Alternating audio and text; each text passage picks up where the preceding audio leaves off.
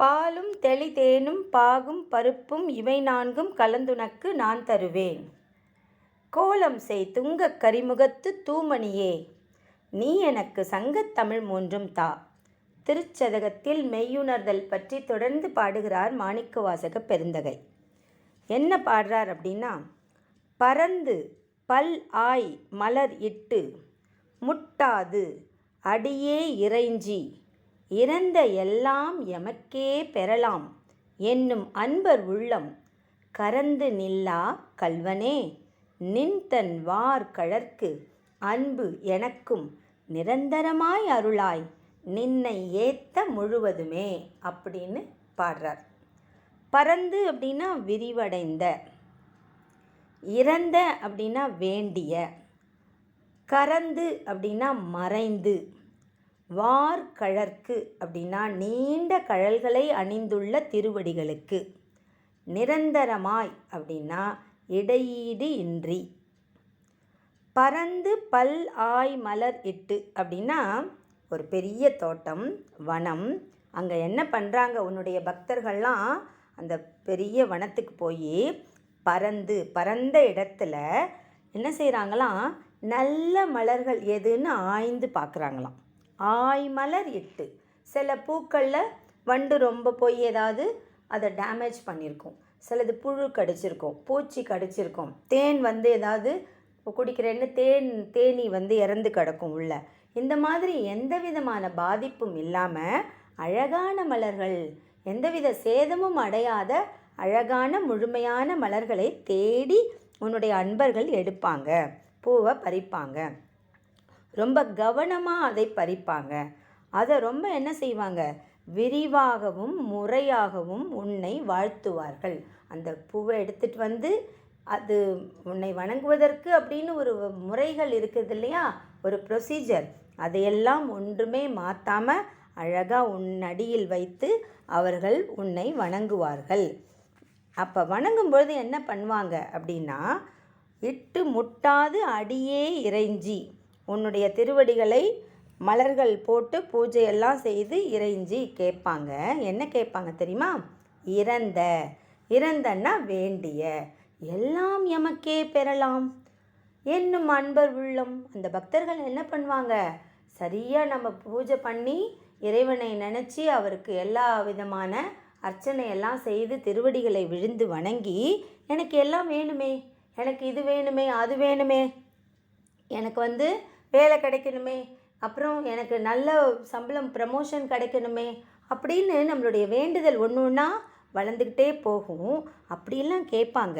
எல்லாம் எமக்கே பெறலாம் என்னும் அன்பர் உள்ளம். அப்படி தானே அடியார்கள் நினைக்கிறாங்க நிறைய பேர், உன்னுடைய பக்தர்கள். அப்படிலாம் சில பேர் உன்னை வணங்குவார்கள். அவங்களுக்கு நீ எப்படி இருப்ப, கரந்துன்னா மறைந்து, நில்லா கள்வனே, கள்வன் போல் நீ நிற்பியே. அவங்களுக்கு அப்படியே வெளிப்படையாக அருட்ஜோதியாக காட்சி அளிக்க மாட்டேன். அவங்கள்ட்டெல்லாம் நீ என்ன பண்ணுவ, மறைஞ்சிப்ப, கள்வன் மாறி ஒளிந்து கொள்வாய். ஆனால் எனக்கு என்ன வேணும்னு நான் இப்போ கேட்குறேனே, நின்தன் வார்கழற்கு, நீண்ட கழல்களை அழகாக நீ இருக்கிற இல்லையா, வச்சிருக்க இல்லையா, அணிந்திருக்கிற இல்லையா, உன்னுடைய திருவடிகள் ரொம்ப அழகாக புனிதமான திருவடிகளாக இருக்கே, அந்த திருவடிகளுக்கு என்ன செய்யணும், அன்பு எனக்கும், என்னுடைய மனசில் ஃபுல்லாக அன்பு நிறைய வேண்டும். எதை நோக்கி, உன் திருவடிகளை நோக்கி. ஏத்த முழுவதுமே நிரந்தரமாய் அருளாய், நீ எனக்கு முழுவதுமாக தரணும். அதுவும் எப்படி தரணும், நிரந்தரமாக தரணும். நிரந்தரமாய் அருளாய் நின்னை ஏத்த முழுவதுமே. எனக்கு பர்மனண்ட்டாக நீ எனக்கு ஒரு பிளெஸ்ஸிங் கொடுத்துரு, எனக்கு அருள் புரிந்து விடு. என்னென்ன, நின்னை ஏத்த முழுவதுமே, எப்பவுமே உன்னையே நினைத்து கொண்டிருக்க வேண்டும், எப்பொழுதும் உன்னையே சிந்தித்து கொண்டிருக்க வேண்டும். அதுவே பலன். மற்ற பக்தர்கள்லாம் அப்படி கும்பிட்டா எனக்கு இது வேணும் அது வேணும்னு கேட்குறாங்க இல்லையா, எனக்கு என்ன வேணும்னா உன்னையே நினைத்து கொண்டிருக்கும் மனம் வேண்டும். அதே மாதிரி எனக்கு ஒரு அழகான அருளை கொடு, அதுவும் நிரந்தரமாய். இங்கே அங்கன்னு அப்பப்போ நடுவில் கும்பிடக்கூடாது. நிரந்தரமாக நான் உன்னை வணங்க வேண்டும், நீ எனக்கு அப்படிப்பட்ட அருளை வழங்க வேண்டும். நின்னை ஏத்த முழுவதுமே அப்படின்னு சொல்கிறார். முழுவதும் அப்படிங்கும்போது கம்ப்ளீட்டாக நான் உன்னை மட்டுமே திங்க் பண்ணணும், உன்னையே சிந்தையில் நான் நினைத்து கொண்டு உன்னையே பாட வேண்டும் அப்படின்னு கேட்டுக்கிறார்.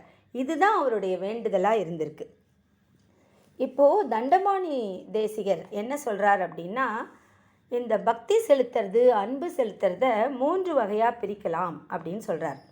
அது என்னென்னா, எல்லா ஸ்தலங்களுக்கும் போய் ஆராய்ந்து இந்த கோவிலுக்கு போனால் இந்த பலன் கிடைக்கும், அந்த கோவிலுக்கு போனால் இந்த பலன் கிடைக்கும் அப்படின்லாம் சொல்கிறாங்க இல்லையா.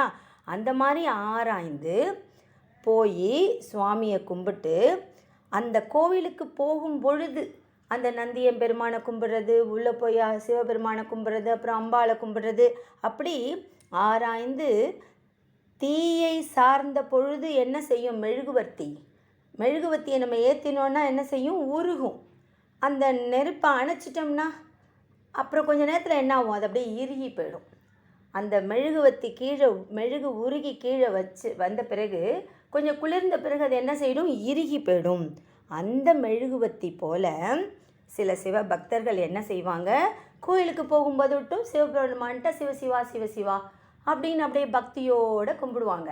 ஆனால் கோவிலை விட்டு வெளியில் வந்த பிறகு இந்த ஊர்க்கதையை பேச ஆரம்பிச்சிடுவாங்க.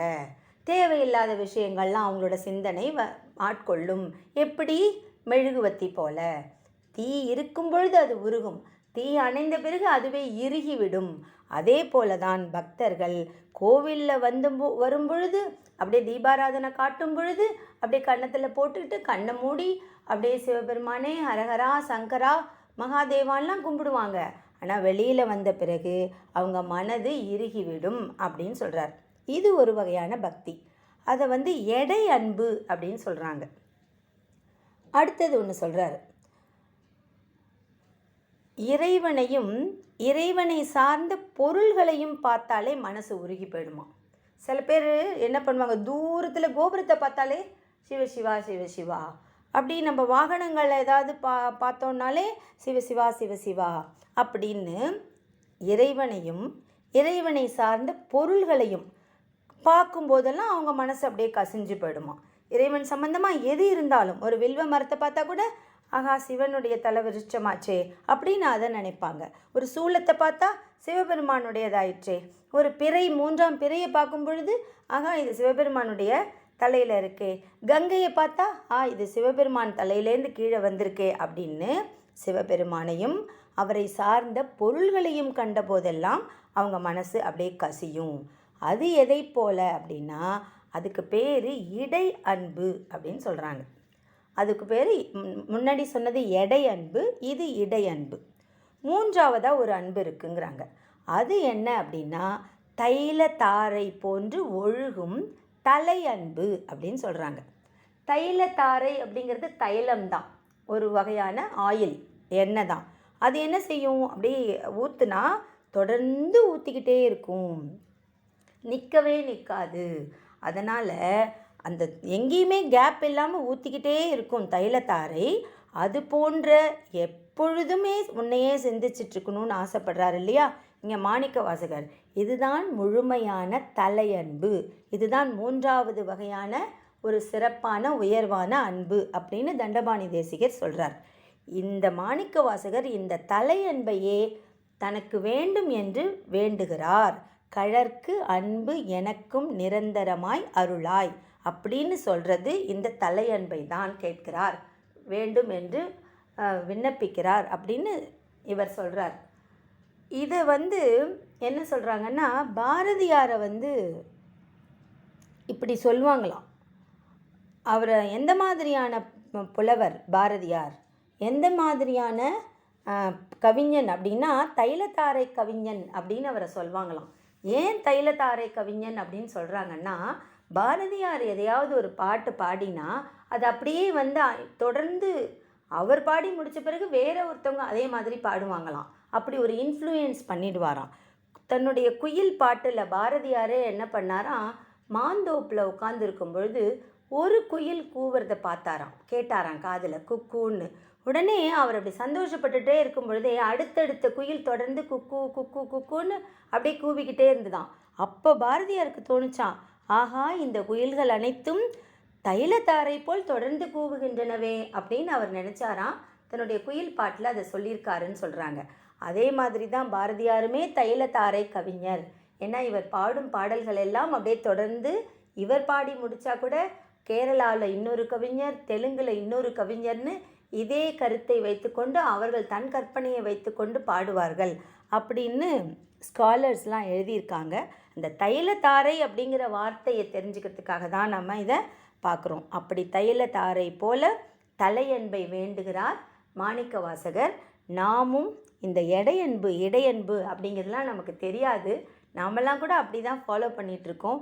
நாமும் இப்போ தெரிஞ்சிடுது இல்லையா, இந்த மாதிரி இடைவிடாது உன்னையே நான் நினைக்க வேண்டும், அதற்கு நீயே அருள வேண்டும் என்று சிவபெருமானின் திருவடிகளை வணங்குவோம், அவன் அருளை பெறுவோம்.